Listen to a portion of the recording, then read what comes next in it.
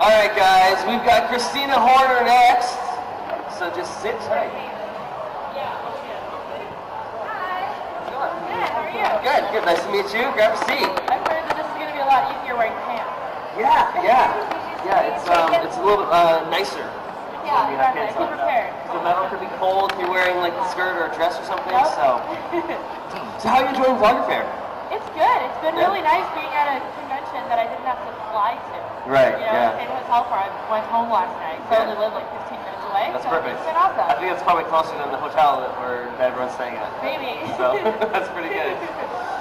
So I mean, this Vlogger Fair is like the first like real YouTube gathering convention style thing in Seattle, right? So I mean, like, was there another one before? Well, there wasn't like an official event. Right. There's always like a Northwest YouTube gathering, and that's sort of like happening every year, but it's like an unofficial, just the people in the area put it together. Yeah. We've never had an event like this with like vendors. Right. Yeah. So is it nice to have everybody kind of come here instead of you having to go to like Florida or LA or wherever, you know? Yeah, obviously. Yeah, it's great. Because it's kind of like, you know how like when you're growing up and it's like you always go to your friend's house, it's like, dude, come to my house today. Like, I don't want to have to go to your house. Come to my house. Yeah, I want to get my pajamas on for the game. Right? I want to my house so I can sleep in. Yeah, exactly.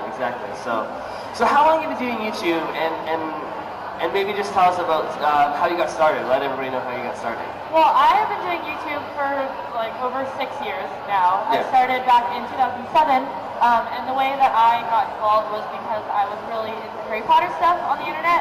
I like wrote fan fiction, and there's this whole like Wizard Rock, Harry Potter music community, and I was already doing all that stuff.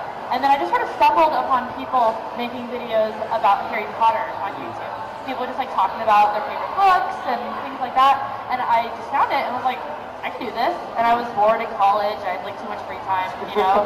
And so I just started making these Harry Potter videos, and then from there started finding all these other YouTubers talking about other topics, and I, you know, sort of found out about the community and was, you know, already doing it myself, and it was one of those things I just fell into. Yeah. Like it just sort of happened itself, and it was great. I feel like Harry Potter really took over the internet for a while there. Yeah. Like who here likes Harry Potter? I'm pretty sure, yeah, like everybody likes Harry Potter. Pretty much. So I mean, like, it was everywhere. Yeah. It was like just like YouTube videos, you know, fan forums, fan sites, and everything. So it's crazy. And to be at like kind of the forefront of that, like you were really kind of.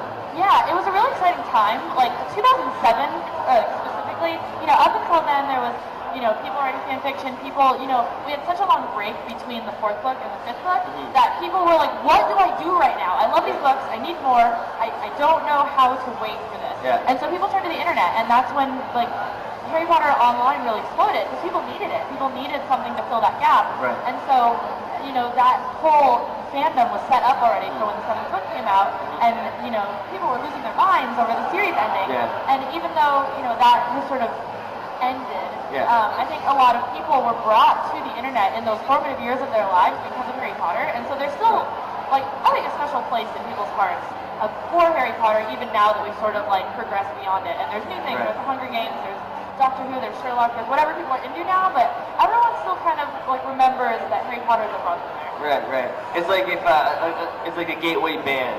Like a certain band that got you into this genre. You listen to all these bands, but you're always got a sweet spot for that. Yeah, exactly. Cool. Exactly. So where do people go now that came to the internet for Harry Potter? They're on YouTube and they're, you know, Harry Potter's kind of, you know, now what? Well, I mean, for me personally, a lot of people talked about Harry Potter and then like grew up. You know, a lot of people started making these videos when they were young, and now they've got like so much more stuff going on in their lives. And so a lot of people who started talking about Harry Potter but are now still on YouTube just do like lifestyle videos, and now they're traveling and they've got, you know, like jobs and all these things. And so like it's interesting to watch these people sort of grow up with that. But I think for the fans that are still looking for things to talk about, there's so many other fandoms that are right in line with that. Right. And I think, you know, the Leaky Cauldron was like the big Harry Potter news site, and they adjusted to this switch by bringing in other shows and things that people are interested in. They talk about Doctor Who, and they talk about Sherlock, and they talk about Glee, and they sort of took that fan mania that Harry Potter had, and they just, you know, adapted and try to stick with what's the new big thing that people are talking about online. And I think that that's that's been a really good way to keep that group of people together. Cool, yeah. All right, we have an audience question down here. Are you by any chance a Harry and the Potters fan? I am a Harry and the Potters fan. They're actually a big reason that I started doing wizard rock music myself. I went to see their shows all through high school whenever they'd come through Seattle, and they're what inspired me to start my band, and what, kind of made this whole crazy journey that I've been on, start. So, yes. My band's called the Parcel Mouse. We don't really do anything anymore, but we did for a long time, and our music's still on iTunes and stuff. A funny story, actually. I used to work at Much Music in Toronto, in Canada. It's like Canada's version of MTV. And I was a host there for 5 years. And one of the interviews I had to do was this one producer was like, there's these bands coming to town, and they play songs about Harry Potter. And I had never heard about this. This is in Toronto? Yeah, I'm in Toronto. Was it for Prophecy? And started was in New Orleans, and it was called Phoenix Rising.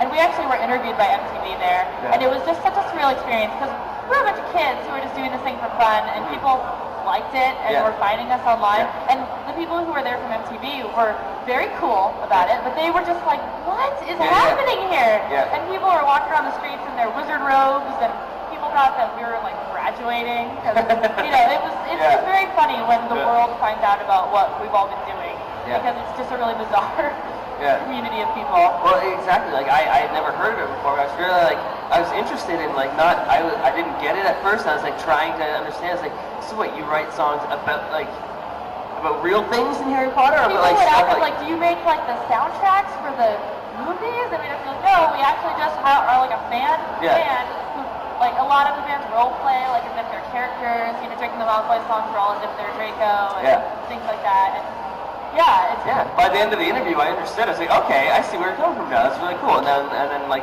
years later, I find out that they're part of this huge community. Well, I think part of the reason that it was able to explode so much is because, in general, when you think of a book conference, you imagine people sitting in panels talking about the finer points of Snape's personality, and that doesn't sound super cool to the outside world. It's fun for us, but when people were finding out, okay, well now there's rock bands playing music about this book that I like, suddenly that takes your hobby from kind of nerdy to something pretty cool. It gives us some credibility. Yeah, exactly. People care. Yeah. It's neat. It made the conventions exciting. Yeah. Oh, that's for sure too. You go to a convention where it's quiet and people talking about books is one thing, but you go to a convention where there's bands playing, rocking out. It makes it super exciting. Any other questions you guys have? Yeah. Okay.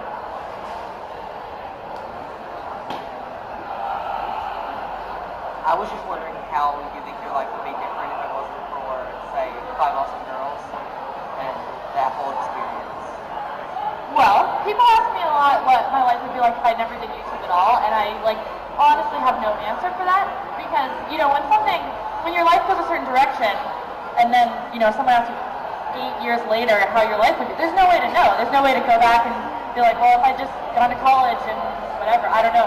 But I think on YouTube without 5 Awesome Girls, I don't think any of the people involved with that channel would have, for those of you who don't know, 5 Awesome Girls was a collab channel that I started with 4 of my friends, where we each posted on a day, and we did it for 3 years. I think each of us individually were doing okay on YouTube, but that combined thing was such a unique idea at that point that it really got a lot of people's attention. So I don't think any of us would be doing as well as we are now if we hadn't done that project. Cool.